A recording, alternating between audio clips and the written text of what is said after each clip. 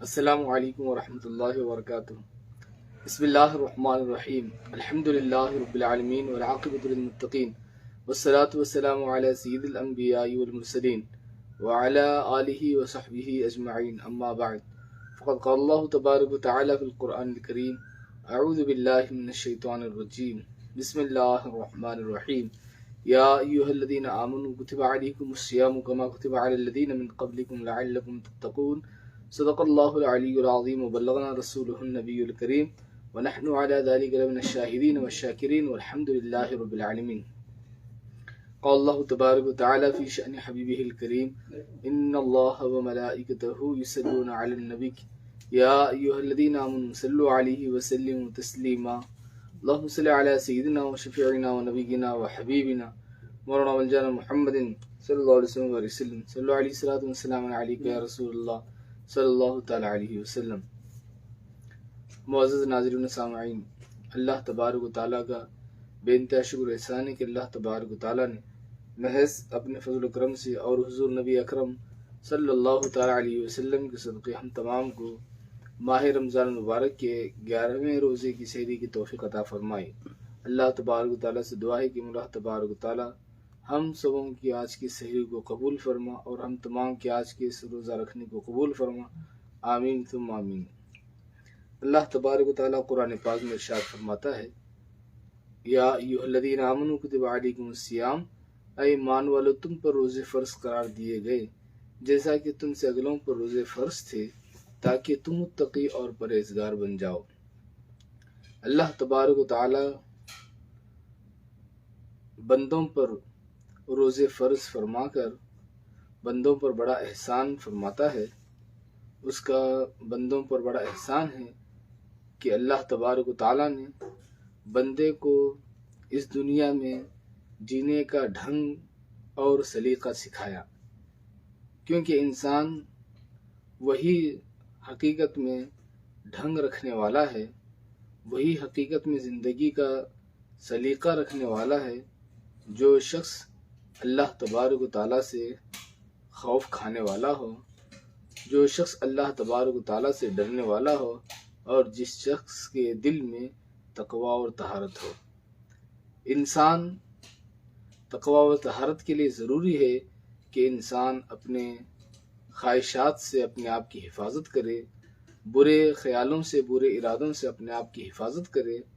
انسان ہر قسم کے گناہوں سے اپنے آپ کو بچائے۔ جو شخص اپنے آپ کو ہر قسم کے گناہوں سے بچاتا ہے، ہر قسم کی برائیوں سے اپنے آپ کو بچاتا ہے، وہ صاحب تقوی اور طہارت ہوا کرتا ہے، اور جو شخص اپنے آپ کو گناہوں سے نہ بچائے وہ ہرگز صاحب تقوی اور طہارت نہیں ہو سکتا۔ انسان کا باطن ہمیشہ اللہ تبارک و تعالیٰ کی طرف متوجہ رہے، رب تبارک و تعالیٰ کی بارگاہ میں خوف کھایا ہوا رہے، تو وہ اس انسان کا باطن انسان کو اللہ تبارک و تعالیٰ کی رضامندی کی طرف لے کر چلا جاتا ہے۔ کیونکہ جو شخص جس کا باطن ہی خراب ہو، جس کا باطن بیکار ہو، وہ شخص ہرگز کامیاب نہیں ہو سکتا، کیونکہ اللہ تبارک و تعالیٰ وہ عالم الغیب ہے۔ رب تبارک و تعالیٰ بندے کے ظاہر کو بھی جانتا ہے، اللہ تبارک و تعالیٰ بندے کے باطن کو بھی جانتا ہے۔ انسان کی ہر دو کیفیتیں، انسان کی ہر دو حالتیں اللہ تبارک و تعالیٰ کے نزدیک کھلی ہوئی ہیں۔ اللہ تبارک و تعالیٰ ہر دو حالتوں سے واقف ہے۔ رب تبارک و تعالیٰ انسان کے ظاہر کو بھی جانتا ہے اور انسان کے چھپے چیزوں کو بھی اللہ تبارک و تعالیٰ جانتا ہے۔ تو اس لیے انسان دنیاوی حد تک دنیاوی لوگوں کو اپنے ظاہر سے اپنے آپ کو منوا سکتا ہے، لیکن اگر اس کا وہیں باطن خراب ہو تو وہ لوگوں کے درمیان تو مقبول رہ سکتا ہے، لیکن اللہ تبارک و تعالیٰ کی بارگاہ میں اس کا کچھ مرتبہ اور مقام نہیں ہوتا۔ اللہ تبارک و تعالیٰ کی بارگاہ میں اس کی کچھ وقت اور حیثیت نہیں ہوتی۔ جس شخص کا باطن بگڑا ہوا ہو، کیونکہ مخلوق ظاہر سے خوش ہو کر انسان کی تعریف کرتی ہے کہ فلاں اچھا ہے، فلاں نمازی ہے یا فلاں نیک ہے، فلاں اچھے کام کرنے والا ہے، یہ انسان کا ظاہر ہے جو انسانوں کے سامنے ظاہر ہوا کرتا ہے۔ تو انسانوں کا ظاہر جب انسانوں کے سامنے ظاہر ہو جائے تو یہ ضروری نہیں ہے کہ اس کا باطن بھی اسی طریقے سے پاک صاف ہو، کیونکہ باطن کا پاک ہونا یہ بہت زیادہ ضروری ہے۔ انسان کے ظاہر سے بڑھ کر انسان کا باطن پاک رہے، یہ بہت اعلیٰ اور بہت عمدہ بات ہے، کیونکہ انسان ظاہر سے انسانوں کو دھوکہ دے سکتا ہے، لیکن باطن انسان کا اگر درست رہے، باطن انسان کا اگر اچھا رہے، انسان کا باطن اگر صحیح رہے تو وہ واقعی مخلوق اس کے لیے اچھا کہے یا برا کہے،